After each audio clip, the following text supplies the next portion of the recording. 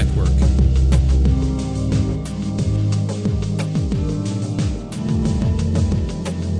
Hello, hello. Today we'll be hearing from Mark Devlin, who is a long-standing English radio and club DJ specializing in hip-hop.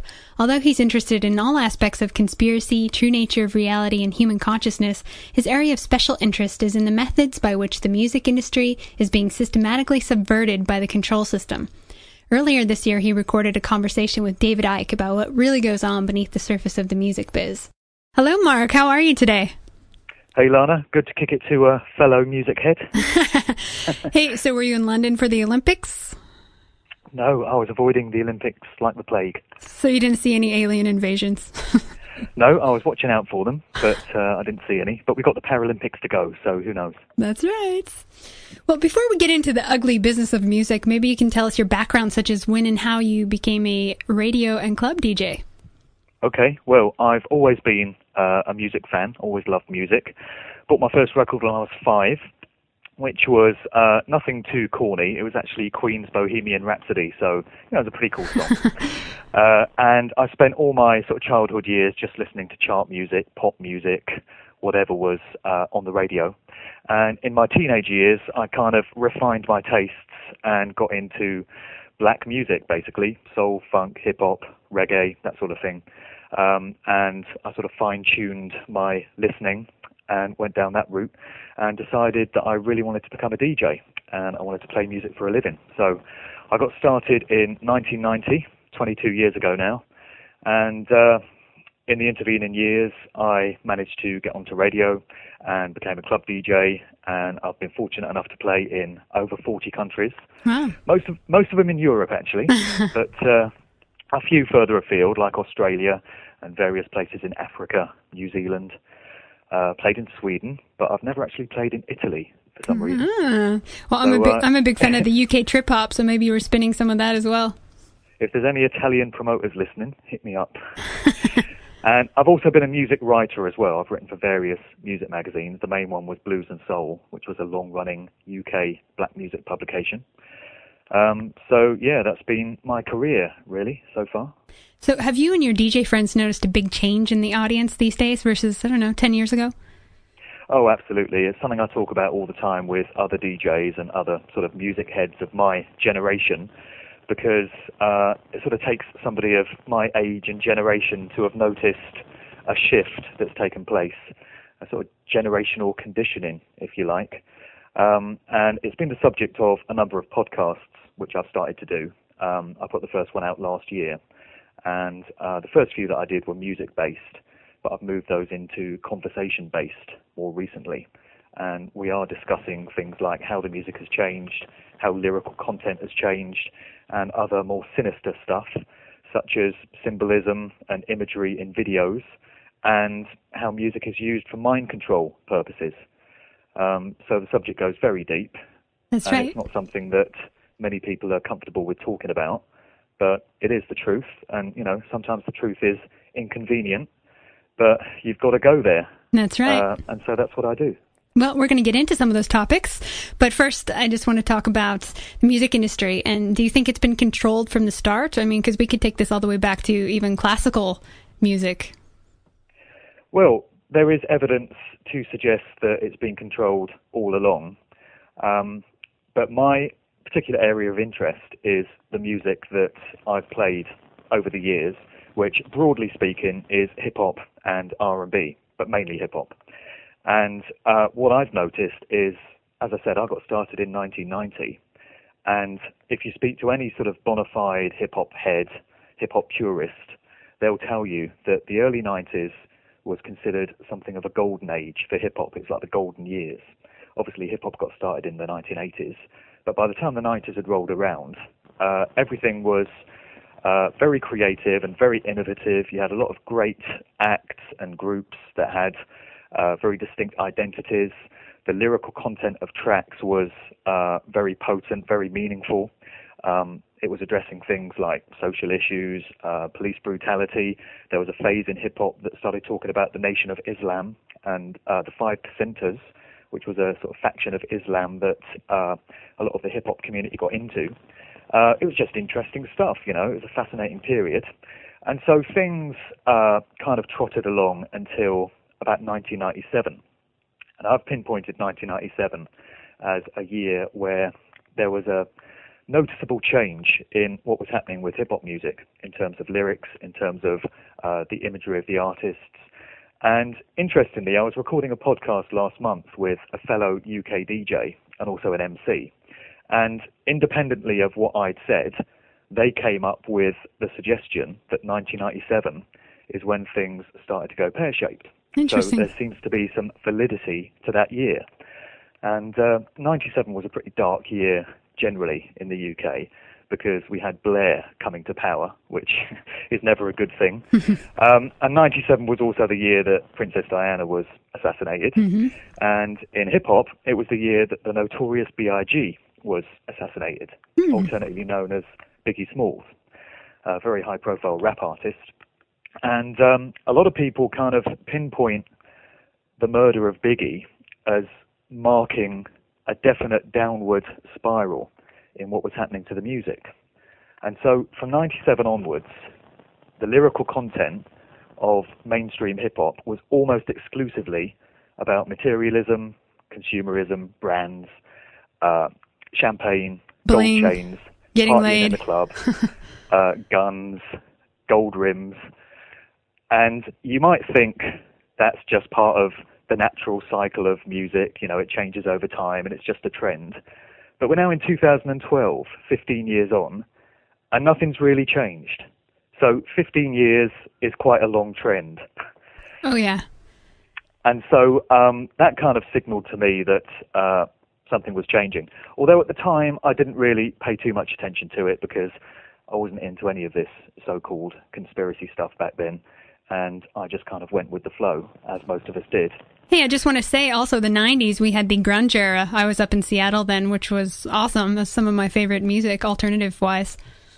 Sure. And there were a lot of people that had a lot to say, of course, during that time. They actually wrote their own music and didn't care so much about what they look like today. Exactly. I think the 90s was a great time for music generally, not just the music that I listened to, but, you know, there was indie music, there was Britpop, house music, you know, club music. It was all good. The movies were good. It's just a great decade, or at least the first part of it was. But anyway, we fast forward sort of 11 years from there, really, to 2008, which is another year that I've kind of pinpointed as marking a definite downward change. By 2008, you had a whole breed of new artists coming through for the first time. The likes of T-Pain, Akon, Flo Rida, Lil Wayne, and a whole bunch of others. And if you listen to the sort of music that these guys are making, in terms of lyrical content and also production style, it's pretty clear that something is changing again, because it bears no resemblance at all to the stuff that went before it, which is taken to be hip-hop. And so you listen to guys like Lil Wayne these days, and Drake, and Nicki Minaj, who I'm sure we'll get into a bit later. And these are classed as rappers. And to me, and to many others, they're not rappers at all. What they're making is not hip-hop music. It's completely different. You've got auto-tune everywhere, which, again, we can go into. But auto-tune is the trademark sound of the artist T-Pain. And it's this sort of robotic, kind of computerized, horrible vocal sound. I don't know how people can listen to that and just think it's awesome, you know? Exactly. It was first popularized by Cher on a track called Life After Love in the mid-90s, which was awful. And that record was sort of dismissed as a corny pop tune. But now it's all over so-called hip-hop and R&B records. What's going on? Well, something is, clearly. Cyborgs. Indeed. And so by 2008, I was sort of paying attention to other stuff, what you might call conspiracy stuff, although I don't like that word. But I started reading books by David Icke, and I'd started paying attention to the idea that the world is actually nothing like the version of events that you get on the mainstream news or that the government tells you. And I started looking into all these related subjects. And around about 2008, I got turned on to a website called Vigilant Citizen, vigilanttcitizen.com. and it's a guy in Canada. Nobody knows his real name, actually. He's just known as VC. And what he does is examine the symbolism and the imagery that is getting placed in music videos and live stage shows. And he's very knowledgeable. He breaks it all down and explains how all this occult imagery is being subliminally placed right in front of our eyes, and what it actually means, and what it might be designed to do in terms of the effect it has on the human mind. So I found that quite interesting. And by 2010, which is not long ago really, I underwent what I would describe as a conscious awakening, which is where I read David Icke's Human Race Get Off Your Knees book. Mm-hmm. And suddenly everything kind of slotted into place for me. And it was like a light bulb went off in my mind, and all the pieces kind of fitted together. So in your mind, why are all these occult symbols showing up in videos and live shows these days? Well, it comes down to the suggestion that the world is actually controlled by a group of secret societies, a cabal, a network, whatever you might choose to call it, those that consider themselves the rightful rulers of the planet, as Ian Crane would put it. This shadowy kind of group that controls governments, controls corporations, and controls pretty much everything. Including the music business. Oh, absolutely. All the record labels. Yeah, they're owned by... There's this great book called The Hitman that basically exposes the hustlers who rule over the music industry, and they're basically the mob. Exactly. I've heard of that book, yeah. And so I came to realize that this group, this cabal, this network of elites, whatever you want to call them, hijack any profession or any trade or any industry that they feel can help advance their agenda. And clearly, the entertainment business, consisting mainly of Hollywood movies and the music industry, are a major part of this. And it became clear that the placing of this imagery and symbolism in videos is their way of mind controlling the masses, and also kind of giving you a little indicator of who's really in control and who's really running things. Because it seems to be the case that whenever these guys do anything, there's usually 3 or 4 reasons why they're doing it. You know, there's a main one, but there's all sorts of subsidiary reasons as well. And one of them definitely seems to be that they're kind of rubbing our noses in it by placing this symbolism in plain sight in these videos that are on MTV and, you know, mainstream TV channels daily and are getting soaked up by teenagers. They're kind of subliminally letting everyone know who's boss. Mm-hmm. I see. Well, it amazes me that humans are so susceptible to control by the subconscious mind. I mean, just a visual or a vibration, it seems, is all it takes these days. Well, indeed, yeah. I mean, there's so much information about how Hollywood movies and therefore music videos as well have a subliminal effect on the viewer without them realizing. You know, there's been all sorts of studies done with advertising to show how subliminal messages in ads make people go out and buy products without them even knowing it's going on. Mm-hmm. So, I became aware that this was happening. And Vigilant Citizen gives you some great examples of what goes on in these videos. And you come to realize that all through music videos by the very biggest artists in the industry, so if you take the top 10, 15 names that are having all the big hits and that are household names, they're the ones whose videos are full of this stuff. And you have all seeing eyes straight off the back of a dollar bill. You have pyramids, Masonic compasses, the covering of one eye. I mean, that's the classic. I've actually got a montage picture of all the artists that have been photographed covering their eye. Hey, I do have to say that. Sorry to interrupt you, but I do have to say about the one eye thing. I've taken photos with one eye just because artistically it looks pretty cool. It looks nice. It feels nice. So maybe sometimes it doesn't mean that they're in on it, but it's just artistically it's pleasing. Well, yeah, I've heard it said in defense of why it's done, that it's a cool pose. It's just a pretty cool thing to do. But when everyone's doing it, you start to ask yourself, why haven't they found a new way to look cool? There are other ways of doing it. But yeah, the covering of one eye is all through the videos. And one of the most disturbing things I've seen in a video was for Umbrella, the Rihanna video. Mm-hmm. of 5 years ago. And in it, there's a split-second shot, which is how they do subliminals, very, very quickly, so it doesn't register in the conscious mind. And Rihanna is inside a pyramid, surprise, surprise, and she's striking a pose which has obviously been computer graphic improved, amended, because it's not a pose that you can actually anatomically achieve naturally. Mm-hmm. And the pose is emulating the Baphomet goat head, the goat of Mendes, which is a classic sign of Satanism. And, it's quite a disturbing thing to find in a video for a #1 single that's getting played throughout the world. I always wonder who came up with the idea. Is it someone who wrote the treatment for the video? Is it the manager? Is it the artist? I mean, who's the guy that's responsible here? It does make you wonder. I found myself wondering the same thing with the opening ceremony of the London Olympics recently, which was directed by Danny Boyle, mm-hmm. The film director.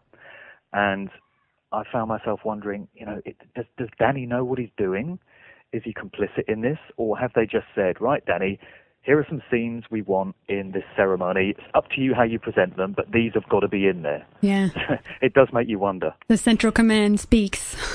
Exactly. But, clearly something's going on there, as far as I'm concerned. So how do you think the music industry goes about choosing the next big superstar, like the next Lady Gaga? Well, it's clear to me now that to make it as an artist, you have to allow yourself to be absolutely controlled by the industry in every way.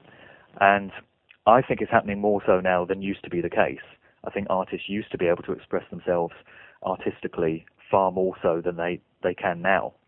And it strikes me that at any given time now, there's a kind of top 10 of positions that are available, and artists are selected to fill those positions. So there's a #1 rapper position available, and Jay-Z has been slotted into place. And if it wasn't Jay-Z, it would be somebody else. So these artists are selected just to have that kind of exposure. And I think they're kind of selected on different grounds. As far as rappers go, it's well known that a lot of hip-hop artists come from the ghetto, they come from the hood, poverty. Mm-hmm. And it's reasonable to assume that record companies say to these guys, look, you sign on the dotted line, you do what we say, you join the corporation, and you'll never be poor again. And obviously, for these guys that have never had money in their lives, that's a very attractive prospect, so they sign on the dotted line. Then you have artists like, for example, Lady Gaga, who strikes me as someone that always just wanted fame at any cost. And there's probably a lot of these. And they're promised fame and fortune. You'll never be that shy, awkward kid again that nobody liked at school. You'll be adored by millions. And that's incentive enough for them to sign on the dotted line. But I think so many of them don't realize what they're signing up for. And of course, once you've crossed the line, you can't go back. And you have to do what they say in every way. And I think a lot of artists discover that to their peril. The question is, what is that line?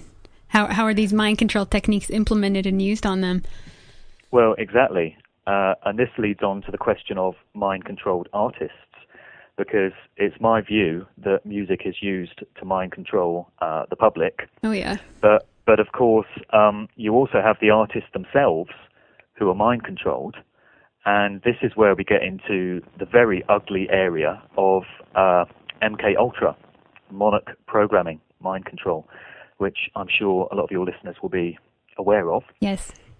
But in a nutshell, it's a trauma-based mind control technique that was apparently developed by the Nazis during the Second World War.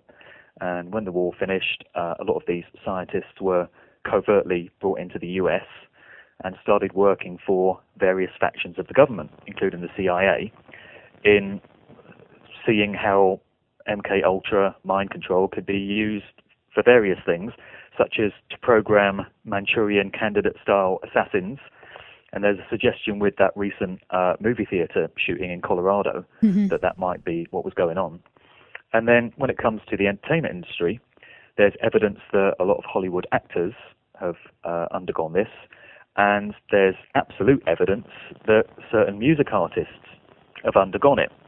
And they're subjected to horrific, traumatic experiences, and it causes the mind to shatter into different compartments or personas or alters, as they're called. What kind of evidence have you found for this trauma-based mind control? Well, it's various documents and various videos on YouTube, but it's coming from lots of different sources, and they all tend to be pretty much agreeing with each other. And you get certain names of artists, and there's a lot of agreement on which artists may well have undergone this. And again, going back to the videos, what they tend to do is place little visual indicators in videos and record sleeves and such to show that a particular artist has undergone mind control. And one of the prime candidates is Nicki Minaj, who is allegedly a rapper, but a classic textbook example of a mind control subject. So going back to the idea of alters, these different personalities, you have the sort of front alter, which is the everyday personality that engages with the public and is the one that appears in interviews and such. But then you have all these different alters that are created by the mind control process. And when you listen to Nicki Minaj records, on track, she breaks into all these different kind of accents. She's got this amusing British accent that she does, which everyone thinks is really cute. And she does it in interviews as well. So she'll be being interviewed, and then she suddenly adopts this British accent. And she's got this alter ego, which again appears on her records, called Roman Zelensky, which is obviously an allusion to the film director Roman Polanski, who directed Rosemary's Baby, and interesting guy. He's worth looking up. And she put a track out called Roman's Revenge as well, in which she kind of switches on the track into this other voice and this other person. So there's some indicators there.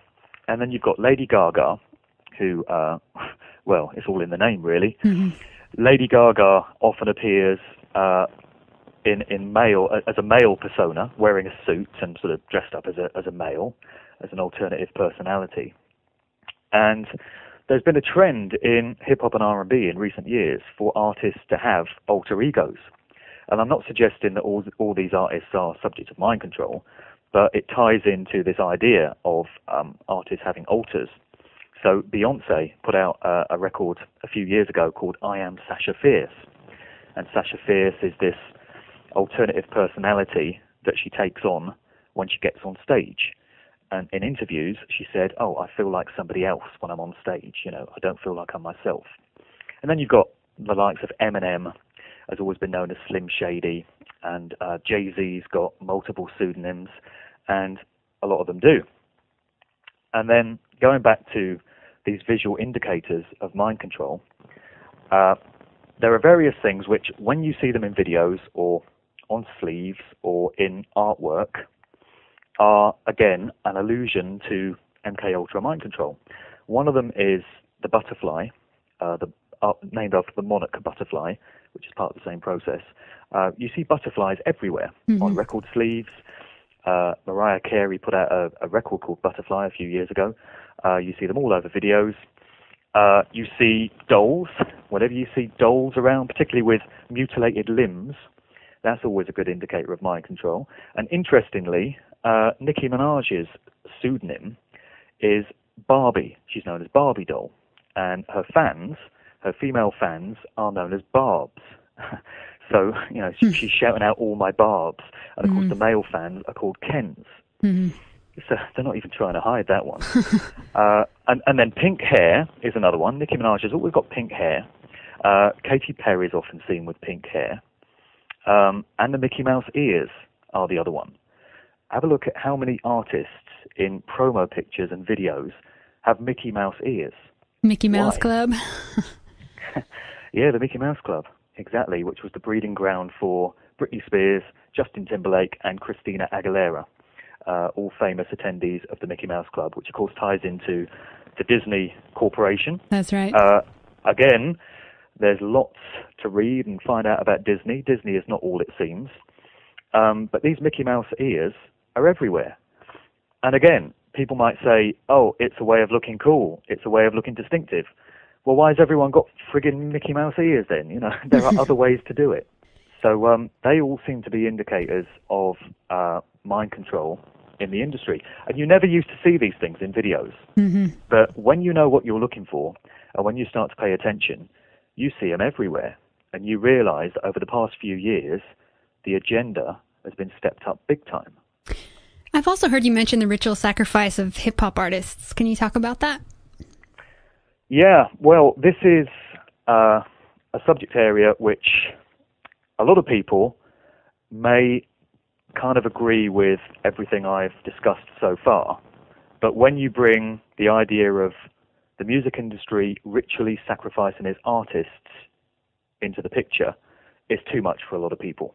And they're like, whoa, you know, I'm not going there. That's enough now. But I'm not definitely saying that this goes on. But at the same time, having discovered what I have about the industry, about what's really going on in the world, about the nature of reality, I wouldn't necessarily discount it. It's a theory which most famously has been put forward by Professor Griff, who was formerly of the group Public Enemy. Yeah, we've tried to get him on Red Ice a couple times. Oh, really? I've chatted with him, but it just never happened. Oh, that would have been great. To have got Griff, that would have been incredible. I've tried to get him myself, actually, for my podcast, but he's a difficult guy to reach. But yeah, Professor Griff was known as the Minister of Information for Public Enemy. And he was actually sacked from the group many years ago. I think he was sacked in about 1990 for alleged anti-Semitic comments. Yeah. That convenient phrase.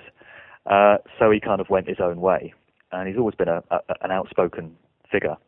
But in recent years, he's put forward this theory that the large number of artists in the hip-hop and R&B field who just happen to have died in strange circumstances might actually be part of a program of ritual sacrifice.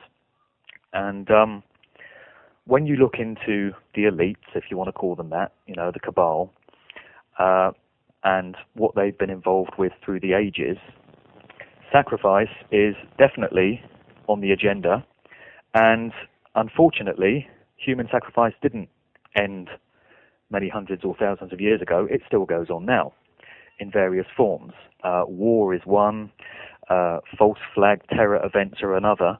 And so Griff's suggestion is that these artists being knocked off by the industry is all part of this satanic sacrificial agenda. And so when you look at the number of artists that have died, it started pretty much with Tupac in September 1996, who died in a hail of bullets in a car in Las Vegas.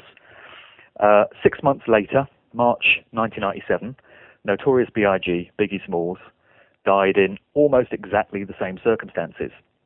And then in the coming years, you had artists like Aaliyah, who died in a plane crash, aged 22 in 2001. Jam Master Jay, who was shot in a recording studio when that classic lone nutter gunman that we hear so much about burst into the studio and shot him. Lisa Left Eye Lopez, part of the group TLC, died in a plane crash. Then, of course, more recently, you've got Michael Jackson, 2009, lots of strange circumstances surrounding his death, lots of unanswered questions. You've got Amy Winehouse last year. The 27 Club. The 27 Club, exactly. The latest member. And then you've got Whitney Houston, who died in February this year. And so Griff's suggestion is that in each of these cases, and there may have been others, you've got a prominent figure in the music industry who, as part of their induction process, if you like, as part of their being brought into the very high levels of the industry, they are required to offer up a sacrifice of somebody that's close to them. And, you know, again, I know this is going to sound outlandish to a lot of people, but you can watch Griff's videos on YouTube about it. And once you've got used to the idea and you've looked into the information a bit more, it may become more plausible. So his suggestion is that Tupac was connected to Suge Knight, who was the executive CEO of Death Row Records, which was Tupac's label at the time. Suge Knight's been in and out of jail who knows how many times over the years, but the suggestion is that, you know, he knowingly sort of took part in Tupac's murder. That's the theory. When it comes to Biggie, you've got the character Sean Combs, Puff Daddy, P. Diddy, Diddy, various pseudonyms, best known as Puff Daddy, who's quite a shady character, actually. Wouldn't trust him to tell you the time in a clock factory, actually. Yeah, he has that look about him, doesn't he? Well, that's why he wears dark glasses, so you can't see his eyes. Hiding his soul, if he has one. Exactly. The windows to his soul. Yeah, exactly. Hence the glasses. Aaliyah was, according to the Griff theory, was connected to Damon Dash, who co-founded Rockefeller Records, there's a name to conjure with Jay-Z. So when Jay-Z burst onto the scene in 1996, he had his own label, Rockefeller Records, in conjunction with Damon Dash. And Damon Dash was apparently in a relationship with Aaliyah at the time that she died. And then Jam Master Jay and Left Eye and others are a little more unclear. But that's the theory put forward by Griff. And there are other people that have kind of adopted that as well. And I think it's definitely worth people considering before just throwing it out because it sounds too ridiculous. That's right. Because this sort of thing does go on all the time, unfortunately. Well, speaking of Jay-Z, he uses a lot of Illuminati symbolism, and I wanted to play this little clip of him being confronted about that in an interview. Okay. Well, Jay, you know, I have to ask you, this first day that I said you were coming up, this was before I knew that these guys were coming. People are really buying into this, that you are some sort of Illuminati, devil-worshipping, Freemason, something. Man, what are you up to that I wasn't aware of? I don't know. I don't know where it came from. I don't know where it started, but you know.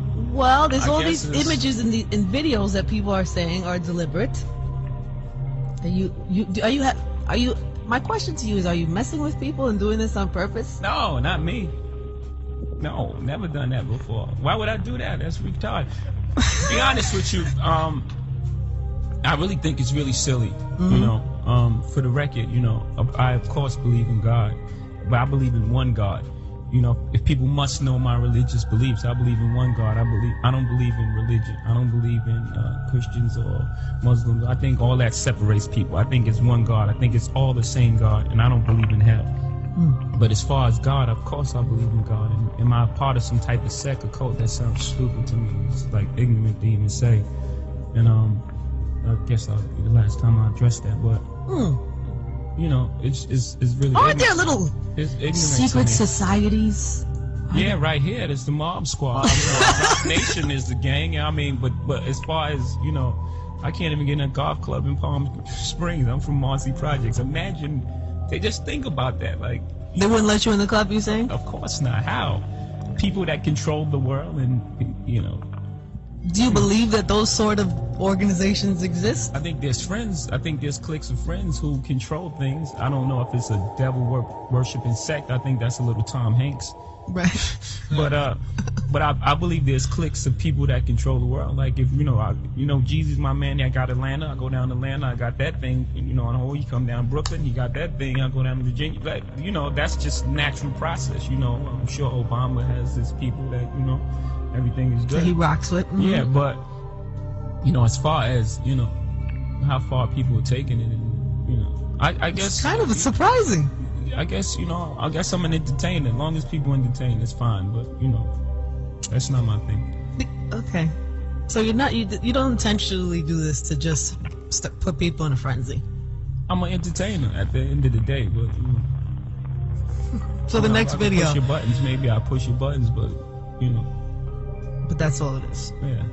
All right. But you know, whatever. What is it? What? But you don't have to do that these days. People make up their own things and they just run with it.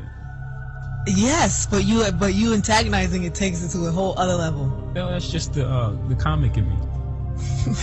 You're some sort of comedian? Yeah, it's humor. It's funny to me. You have to be surprised how seriously two people will take that. how far it went, yeah. Has he tried to initiate either one of you guys into any form of cult or satanic? All black cult. The money gang. The money gang. The money gang. Yeah. That's it. Yeah. That's all Jesus about the money. So what do you think about that? Well, I like the way he got the Obama name check in there. Oh yeah, definitely. Well, the Prez is having parties at the White House now, right? He's having hip hop people over. Well, yeah, I hear he's gone off hip hop these days, though. He's more of an indie kid now, apparently.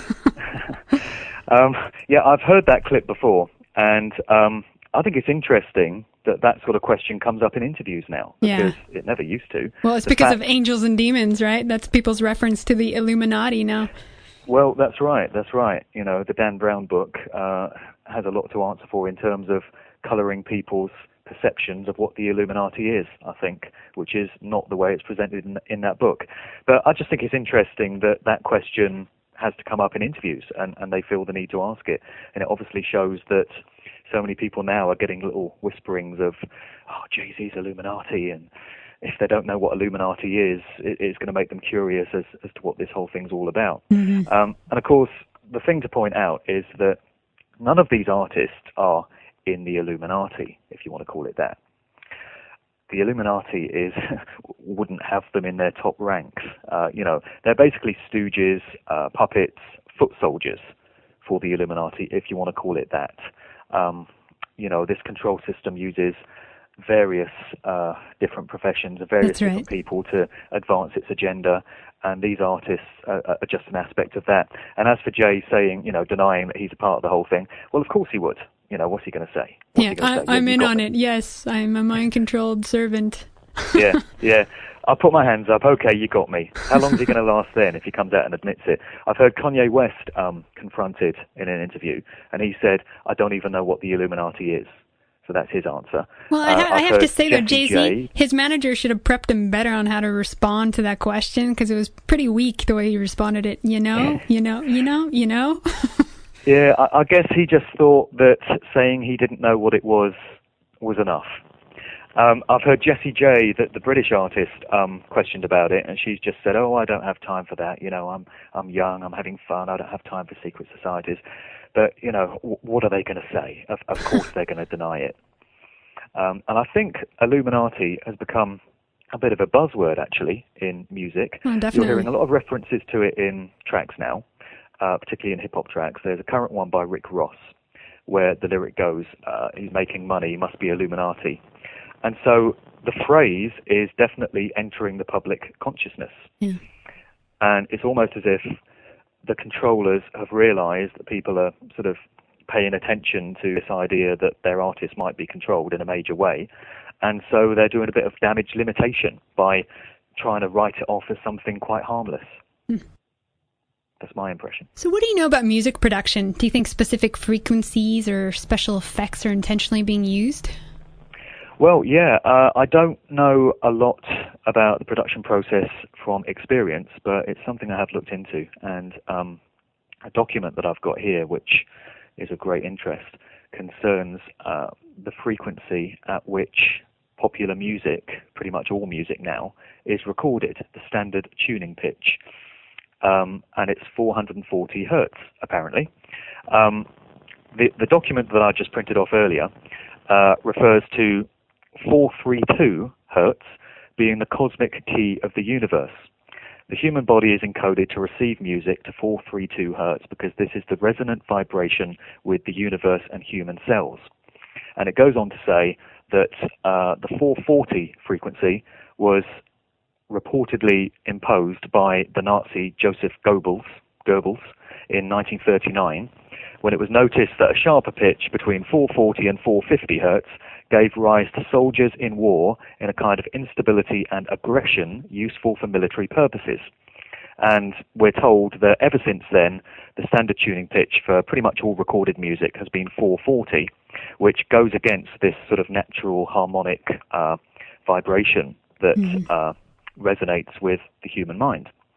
So it was definitely interesting to hear that. And I've also heard about other studio techniques where frequencies are deliberately employed that are known to lead to certain emotional reactions in most people, as in negative reactions, not harmonic, pleasant ones. Mm-hmm. So that seems to be another part of the agenda.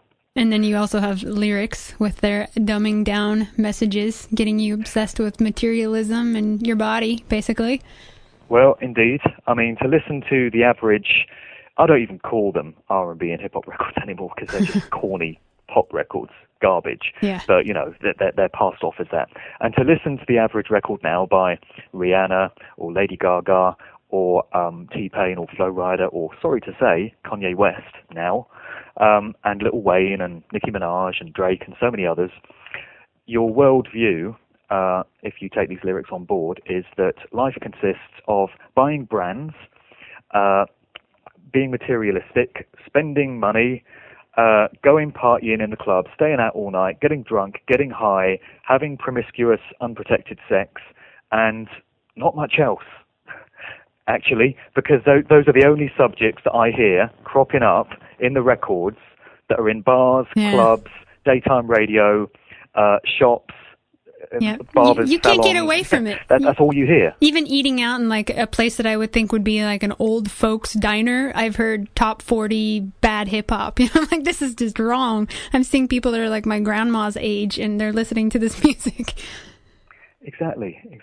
I mean, you had the record by CeeLo Green, Forget You was the radio version. Everyone knows what the street version was. And you hear that played everywhere with, families. And this never used to be allowed to happen. Yeah. And I don't want to sound like my dad here or some preacher or something. But, it's okay. I'm trying to be responsible about it. And you've got to remember the target market for this sort of music is teenagers, kids. And they're listening to records like Rihanna's S&M, which is talking about bondage, sadomasochism, aimed at 15-year-old girls. Is this appropriate lyrical content? Why are radio stations playing this sort of thing? Lady Gaga, Judas, she's in love with Judas. There's some really sick stuff going on here. And people say it's just entertainment, it's just harmless fun. But why are only certain lyrical subjects getting through into records? That's right. I worked in the music business. I heard lots of good music coming through, and it never got approved. Exactly.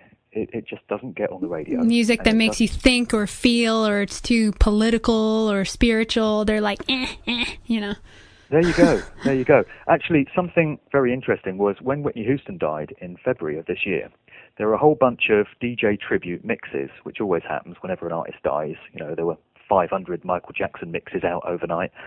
And I heard so many mixes of Whitney Houston's music. And I came to realize that pretty much every single track she ever put out was about positivity, love, uplifting, inspirational, optimistic stuff, almost without exception.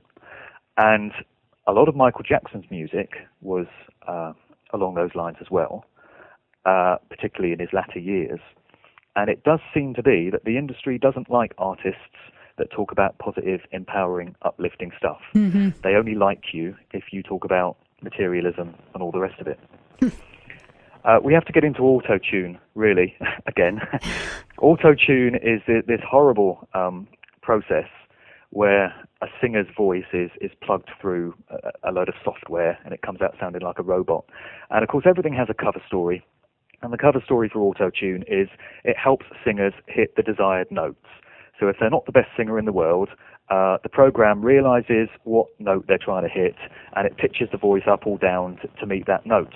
But of course the result is it makes them sound like a bloody robot. Yeah. And this process first emerged in about 2007 with the artist T-Pain. And pretty soon, everyone was on it. Chris Brown, Flo Rida, Kanye West made an entire album of auto-tune tracks. And then P. Diddy said he was going to do the same. I wish Kanye had said he was going to jump off a cliff, and then Puffy might have done as well. But everyone's making auto-tune records. And we're now in 2012, 5 years on. If it was just a passing trend, why is it still in music now? Every DJ, every music fan, every music head you speak to hates it. It sounds shite. Mm-hmm. But everyone is using it. So what's the agenda there?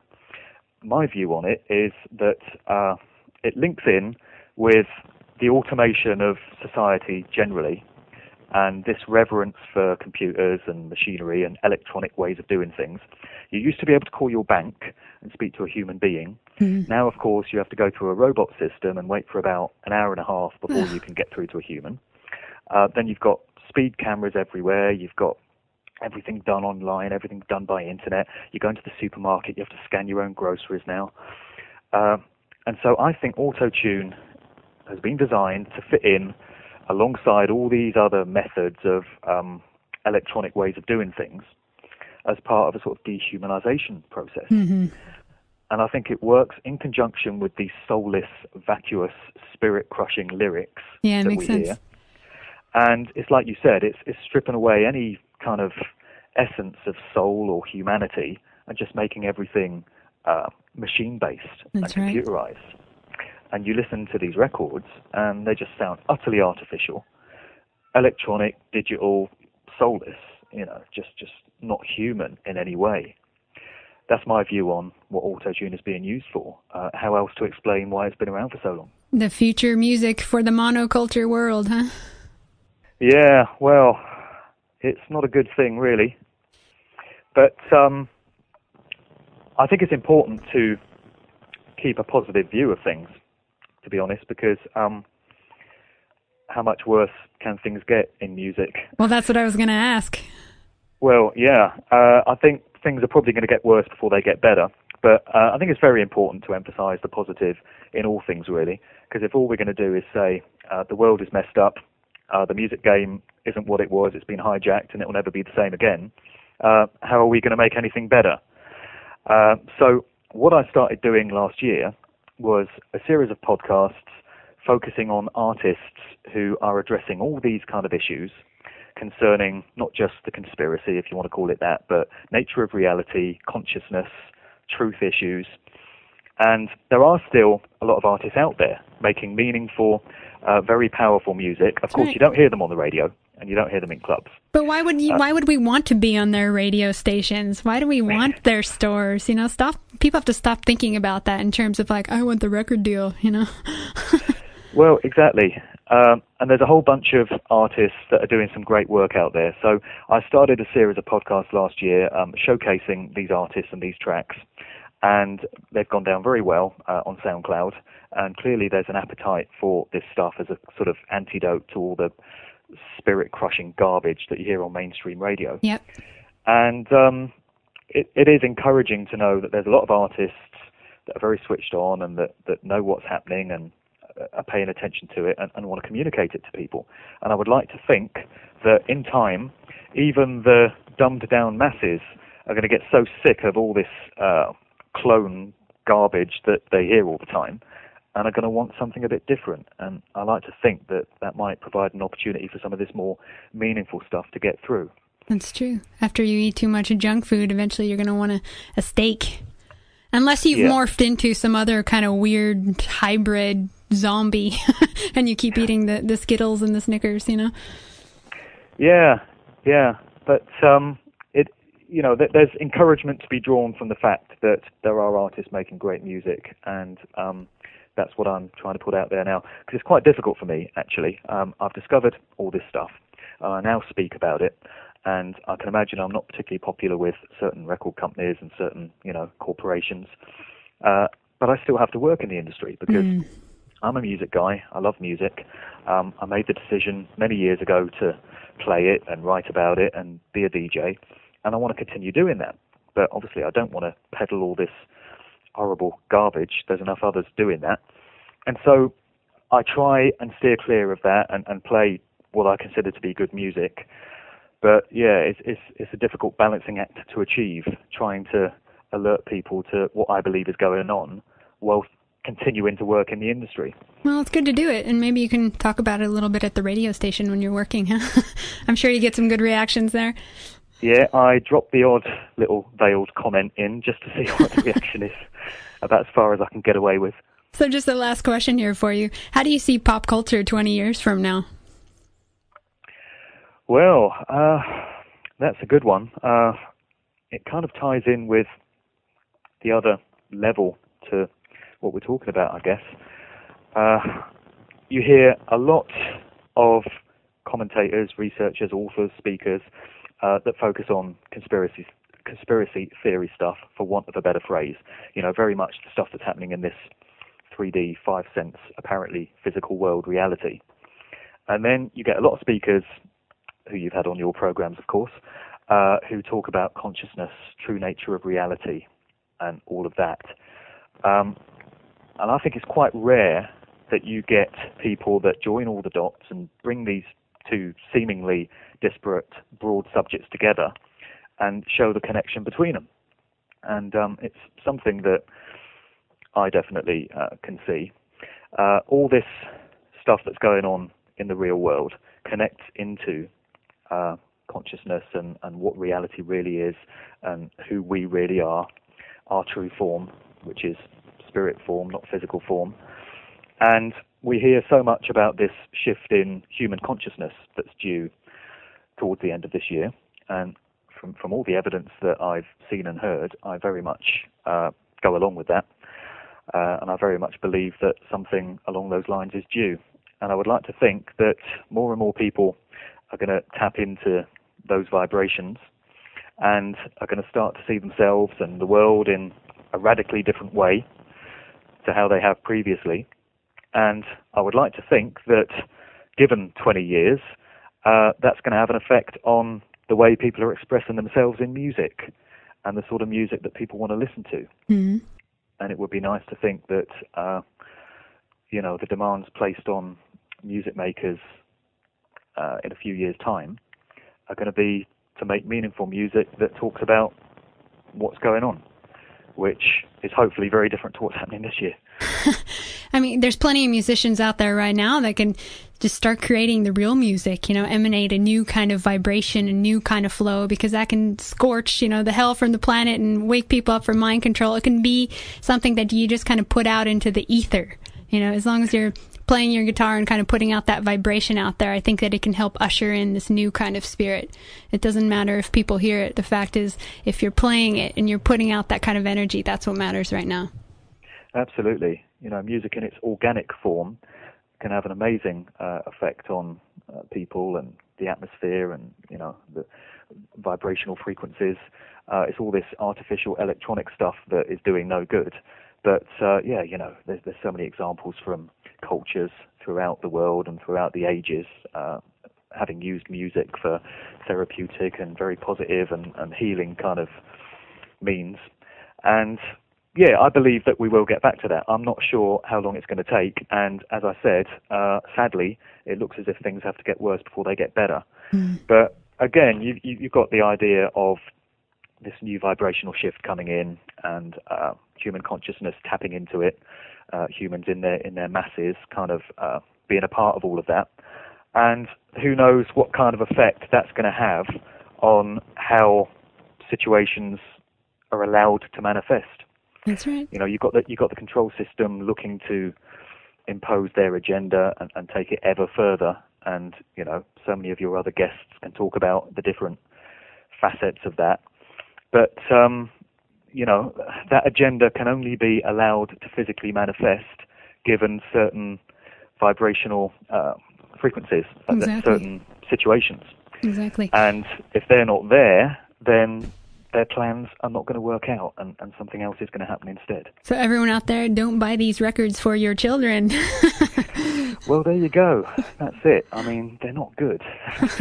I've got 2 young daughters myself, and I don't like to think of them listening to this sort of stuff when they're in their teenage years. I like to think that by then things will be better. But, I think if people have, if this has resonated with people in any way, then one thing you can do is just not connect with this agenda at all. Don't have any association with these artists.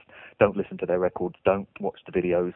Just don't cooperate with them, because you make an energetic connection with these artists and these videos, and you're kind of empowering their ability to have any effect. Whereas if people in their masses just refuse to connect with them in any way, there goes the power. That's right. Awesome. Well, give us your website. Okay, well, my main website is markdevlin.co.uk, And all the links are on there to the Facebook and the Twitter and all the rest of it. The SoundCloud page is probably going to be of interest to people, though.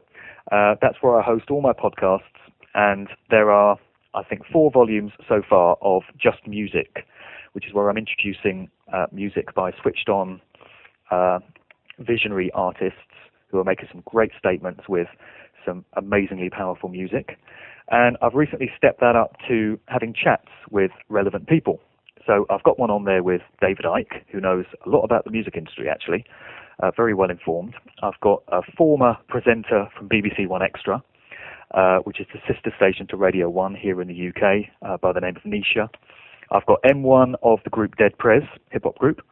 And I've got one with an artist from Yorkshire called Imani Hakima, who makes great music. And I've just completed one with a DJ called DJ Storm and MC Double L. And they're talking a lot of sense about what's happening in the industry. So they're all hosted on soundcloud.com/Mark-Devlin. So the bit at the end there is /Mark-Devlin on SoundCloud. Maybe one day we'll have to put together a good music festival, one that we want to attend, huh? Well, maybe you could perform on it. That's right. Okay, well, since you're the DJ, as we say goodbye, how about you tell us about the song we're about to hear? Well, the song is by the artist I just mentioned, Imani Hakima. He's out of Bradford, Yorkshire, north of England. This pretty much sums it all up, and it's good to end on a positive note. As I said, you've got to remain optimistic about how it's all going to work out, and this track is just great. He's talking about the awakening of human consciousness and how once you start to awaken to these things, you never go back to where you were. It's a robot's rebellion. It's the robot's rebellion. Hey, hey, hey. It's the robot's rebellion. Hey, hey, hey. For far too long we've been asleep. Remote control are so sickly. But humankind is waking up. This time no one can put a stop. It's the robot's rebellion, waking up by the million. It's the robot's rebellion, waking up by the million.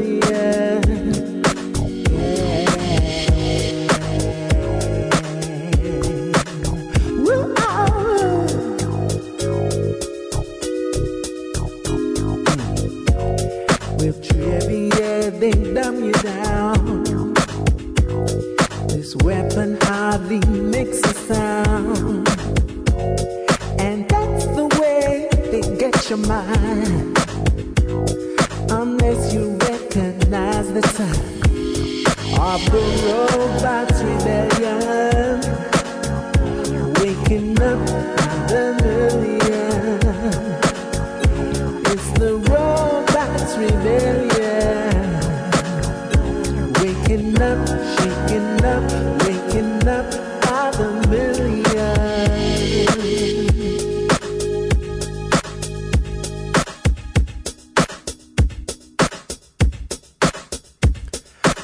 Hypnotize, mesmerize the system, pressurize, advertise, pack a lies, glamorize to traumatize.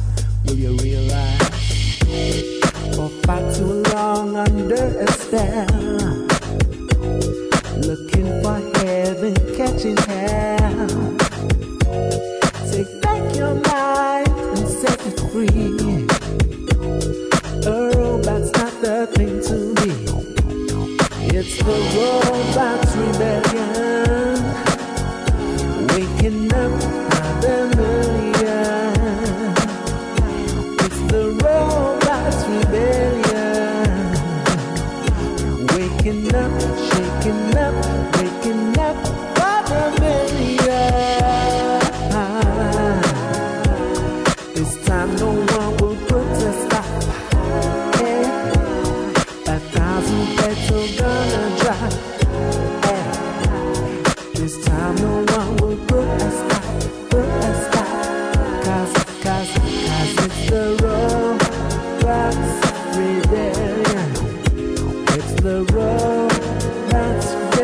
revolution.